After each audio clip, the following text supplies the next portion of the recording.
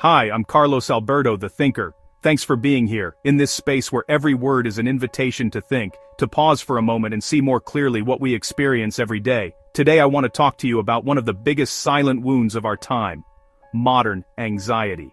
That anxiety that comes from noise, from speed, from the pressure to be, to achieve, to respond, to not fall behind.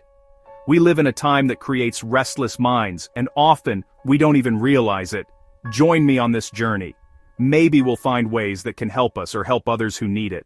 Modern anxiety doesn't just appear out of nowhere. It's not some strange whim of the mind. It's not a sign of weakness or a lack of character. Instead, it's a collective symptom, a reflection of how we're all living. Our society pushes people into a state of almost constant alertness, constant notifications, work demands that never end, unrealistic social expectations, constant comparisons on social media, a feeling that something is always missing. Anxiety in this situation becomes an unwanted companion, an inner presence that gets into our thoughts, into our chest, into our breathing. It's the emotion of a time that lost its quiet, that lost its human rhythm, that lost the ability to just be. To understand this made-up anxiety, I want to tell you Martin's story. A man like many others, someone who could be you, your son, your brother, your friend. Martin is 38 years old. He works at a tech company. He's responsible, smart, dedicated, but he lives exhausted. His day starts before the sun comes up. The alarm rings, but he's already been awake for a while. His mind jumped ahead to the day. Pending emails, urgent tasks, goals to meet. He doesn't get up to live. He gets up to respond. While he drinks coffee, he checks his phone. While he gets dressed, he checks his phone. While he goes down the stairs, he checks his phone. It's not that he wants to do it. It's that his mind is stuck in a loop. Don't forget. Don't fail.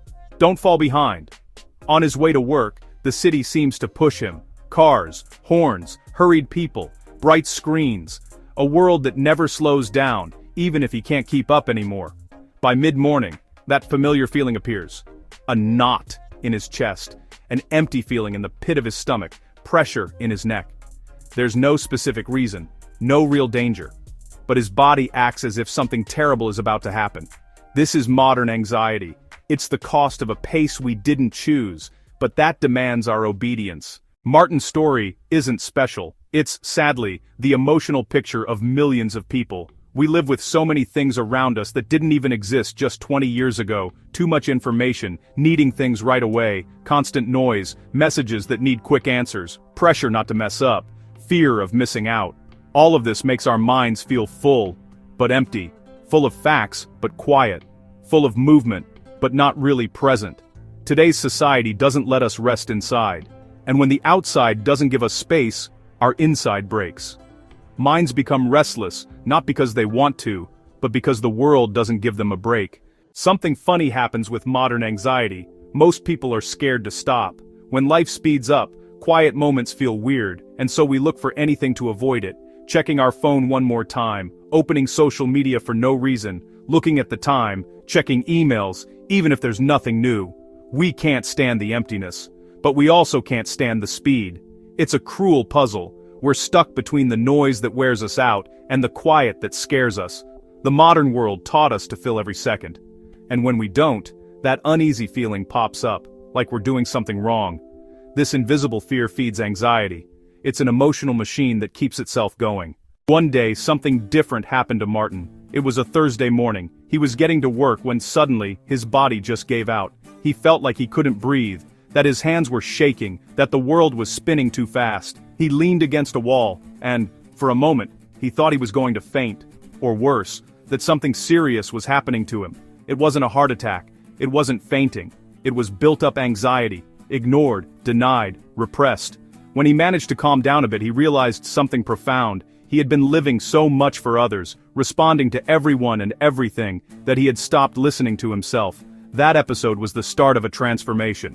A small awakening. The beginning of an essential question. What am I doing with myself? Modern anxiety comes at a cost, and we don't always see it in time. It's not just tiredness, it's not just stress, it's not just worry, it's something deeper, losing touch with yourself. When your mind is always on alert, life loses its color, small joys become invisible. Your body tenses up without you even realizing it. Your heart races even when there's no reason, and your whole life becomes a never-ending race. The cost of not stopping is that we stop truly living. We're physically present but emotionally absent. Many people think anxiety is just a personal problem, but it's not. It's a problem for everyone. It's a reflection of the world we've built, and the world that holds us captive. After that incident on the street, Martin felt something strange, a mix of fear, vulnerability, and at the same time, relief. For the first time in years, his body had told him a truth his mind didn't want to hear. I can't do this anymore. That night he came home and sat in silence. No TV, no cell phone, no music, just him and his breathing. He felt uncomfortable, then anguish, then a kind of deep sadness, as if something had been waiting a long time to be heard. And then he cried. It wasn't a new sadness. It was an old accumulated sadness, but covered up by the noise of modern life. That night, Martin understood something essential. Anxiety was not his enemy. It was his messenger. An uncomfortable but true message. Modern anxiety could really go down if we just dared to do one thing: stop. But stopping is scary, because when we slow down, what we've been avoiding shows up, what we've hidden comes out, the questions we don't want to answer pop up, and silence stops being a safe place and turns into a mirror. Today's society taught us to function, not to feel. We're good at getting things done, but not really aware, connected, but not truly present, informed, but not at peace. The system needs people who are always moving, who buy things, who produce, who compare, who react, and an anxious mind always reacts. That's why anxiety makes money. That's why silence is a game changer. Deep down, anxiety is a message that says, you're pushing yourself too hard, you're disconnected from yourself. This pace isn't natural for a human, you need to stop, you need to listen to yourself, you need to find your center again. Anxiety doesn't want to destroy us, it wants to wake us up. It's an internal alarm that goes off when our lives stray too far from who we truly are. But we don't listen to it, we cover it up with noise, with distractions, with demands, until our body screams. And when our body screams, we can't ignore it anymore. In the days after that event, Martin started doing something he'd never done before. He started listening to himself. 5 minutes every morning, no phone, no rush, just him and his breathing. At first, it was tough. His mind raced like a scared animal. But little by little, those minutes became a safe place. He began to question his fast pace. He started lowering his expectations. He started saying no without feeling bad. He started unplugging an hour before bed. He started walking without headphones. He started getting back to being human. His anxiety didn't magically disappear, but it stopped controlling him. And that was a huge win. Martin found out that he wasn't his anxiety. He was someone who was learning to live in a new way. We don't need big theories or complicated methods. The way out starts with simple things. 1. Take real breaks. Every break is a statement of freedom. 2. Breathe mindfully. Breathing brings us back to our bodies. 3. Slow down your inner pace, because your soul doesn't move at the same speed as technology. 4. Set boundaries. Saying, I can't, I don't want to, or not right now, is also good for your mental health. 5. Get back to basics. Some things are tiring because they don't make sense. 6. Choose screen-free moments. A brain that's always getting stimulated can't rest. It's not about changing everything. It's about getting back an inch of peace, and then another, until life feels like our own again. We live in a society that tells us to rush, produce, respond, prove ourselves. But real life happens at a different pace, in a different place, in a different quiet. Modern anxiety isn't a personal flaw, it's a sign that we need a different way to live. Slower, more aware, more human.